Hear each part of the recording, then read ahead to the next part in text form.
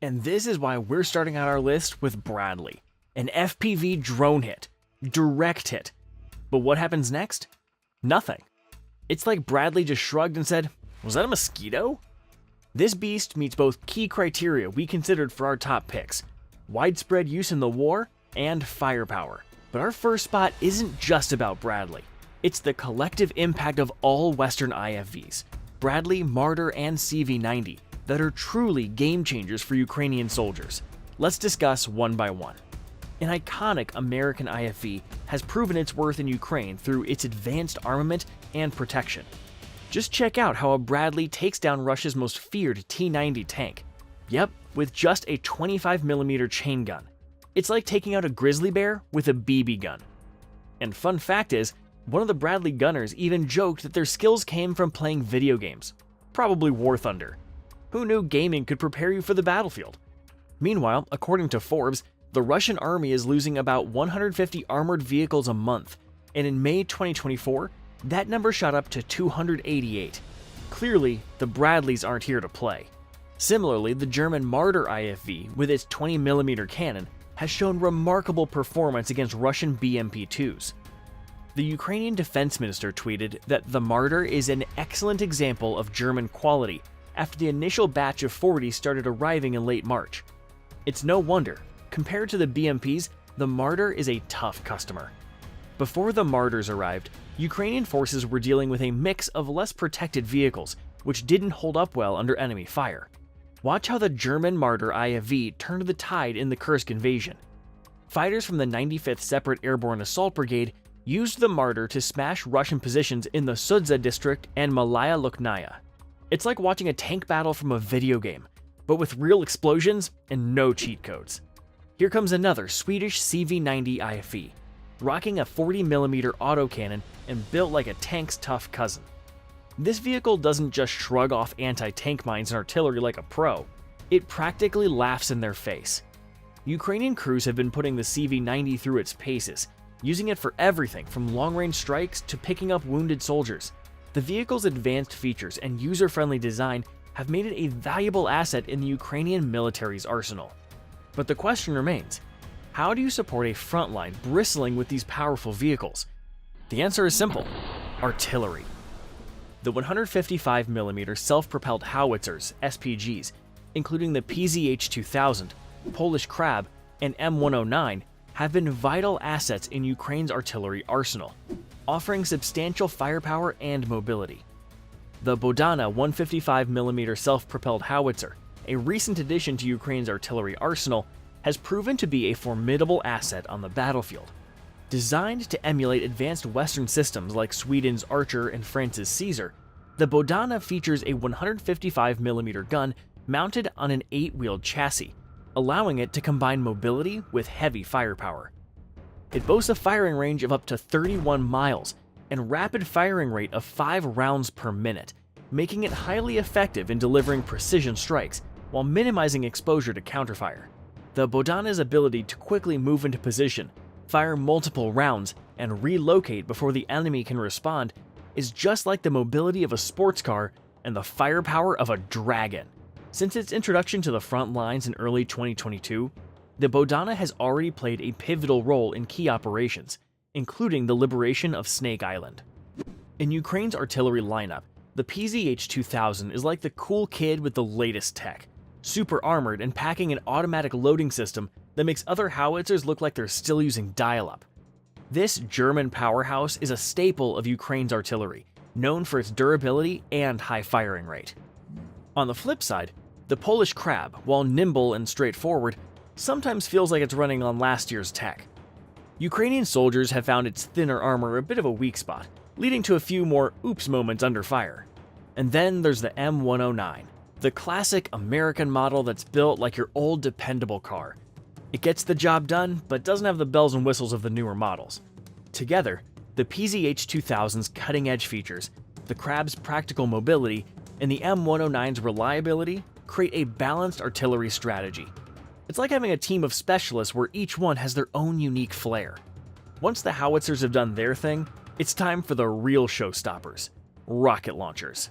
First comes the M142 HIMARS, the weapon that keeps Putin up at night due to its ability to strike deep inside Russia.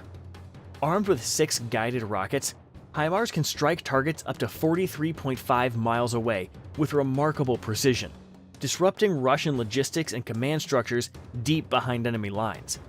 As we see in this video, Ukrainian HIMARS artillery struck a critical bridge over the same river in the Kursk region, cutting off Russian reinforcements. The bridge, already punctured by precision strikes, collapsed, forcing Russian troops into a dangerous detour, while a second nearby bridge now faces similar attacks. Following closely, the M270 Multiple Launch Rocket System (MLRS) plays a crucial role. This system, with its capacity to launch 12 rockets, mirrors HIMARS in range and precision, but offers a higher volume of fire. It's like HIMARS on double-shot espresso. The M270's rockets, such as the M31A1 and the M30A1, can accurately strike targets with minimal deviation, ensuring that fewer rockets are needed to achieve desired effects. The advanced guidance systems of both HIMARS and M270 MLRS are essential for effective engagement, making them invaluable assets for Ukraine in disrupting Russian operations. In contrast, the RM-70 Vampire, while capable of delivering firepower, has not had the same strategic impact. Its older technology and less precise targeting compared to HIMARS and M270 MLRS limit its effectiveness in shaping the battlefield. Despite its range and capacity, the RM-70 has not been as influential in the conflict, highlighting the superiority of more modern systems in current warfare dynamics. From delivering a barrage of rockets to pinpointing targets far behind enemy lines, there's one more tool that's turning heads: tactical ballistic missiles that strike without warning. ATACMS has proven highly effective in Ukraine's arsenal, demonstrating significant impact with its impressive range of up to 186.4 miles. This long-range capability has allowed Ukrainian forces to target and destroy critical Russian military assets, including MiG-31 aircraft, a missile corvette, and infrastructure like the Kerch ferry crossing. The precision and reach of ATACMS, coupled with its ability to carry cluster or unitary warheads, makes it a formidable tool for disrupting Russian operations deep behind enemy lines. As we see in this video, Ukraine targets a Russian training ground with US-supplied ballistic missiles, delivering precise, devastating strikes.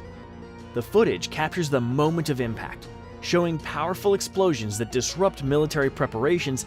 In contrast, the Scalp EG cruise missiles, while still packing a punch, come with a few shortcomings. With a range of around 155.3 miles, they're like ATACMS' little cousin who can't quite throw the ball as far. This shorter range, combined with the limited number of Ukrainian Su-24M bombers adapted to carry these missiles, restricts their operational flexibility. The Scalp's advanced guidance system allows for precise strikes, but the constraints on delivery platforms and range make it less versatile than the ATACMS. The Storm Shadow, while similar in function to Scalp, faces the same challenges regarding range and platform availability. Despite its effective targeting capabilities, the missile's limited operational reach and dependence on fewer delivery systems make it less impactful compared to the ATACMS, which offers superior range and flexibility, enhancing Ukraine's strategic options in the conflict. While missiles strike from the sky, another low-cost, high-impact tool reshaping the battlefield is FPV drones. Priced at around $500 each, these drones are a fraction of the cost of traditional artillery shells, which can exceed $8,000. This affordability allows Ukrainian forces to deploy and replace drones frequently, maintaining a constant pressure on enemy positions. FPV drones are particularly valued for their tactical flexibility. Their maneuverability enables precise strikes against high-value targets, such as radars, antennas, and even specific components within armored vehicles. They're the true underdog story, packing a punch with minimal collateral damage and proving you don't need a Hollywood budget to make a big impact. More than 2/3 of Russian tanks destroyed by Ukrainian forces recently have been targeted using these drones. FPV drones can carry up to 10 pounds of explosives, making them effective for disabling or destroying high-value targets. As we can see in this video, a $4 million Russian T-80 BVM tank was destroyed by a $500 Ukrainian drone near Avdiivka. FPV drones offer a savvy battlefield advantage, allowing operators to stay cozy and safe a few miles behind the front lines, much like a gamer in a comfy chair while the action happens on screen. This setup keeps them out of the crossfire and away from artillery, while still letting them nail precise attacks. With only the antenna peeking out, operators are pretty much in stealth mode. Even when Russian forces try to jam signals, Ukrainian operators counter with frequency hopping and automated flight patterns. Think of it like dodging cyber bullets. As a result, FPV drones have become a crucial component of Ukraine's military strategy, reflecting the evolving nature of modern warfare, where innovative, cost-effective technologies play a pivotal role. While FPV drones deliver precise strikes from above, let's shift our focus back to the ground where another powerful force rolls forward: tanks.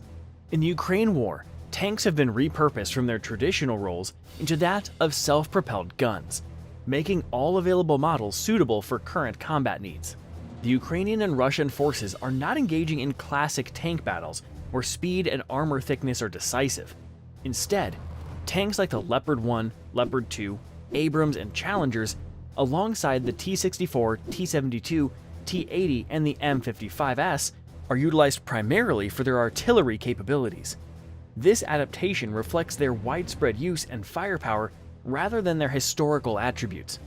The recent influx of advanced tanks from Western allies, such as the Leopard 2, M1 Abrams, and Challenger 2, has added significant firepower to the Ukrainian forces. Yet the effectiveness of these tanks in the current context hinges more on their operational role as self-propelled guns than on their technological superiority. Last but not least, to counter relentless aerial assault from above, missiles, drones, and airstrikes, Ukraine relies on advanced air defense systems that act as the protective shield.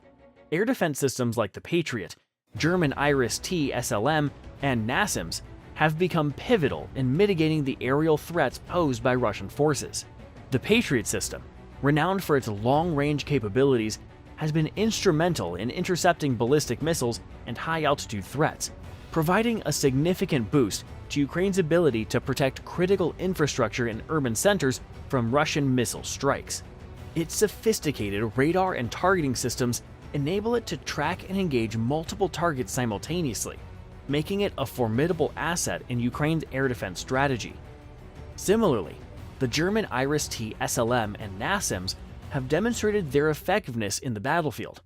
The Iris-T SLM offers a medium-range solution with excellent precision and a high kill probability against various aerial threats, including aircraft and drones. Its advanced radar system and missile guidance technology enhance Ukraine's ability to intercept and destroy incoming threats at a shorter range compared to the Patriot.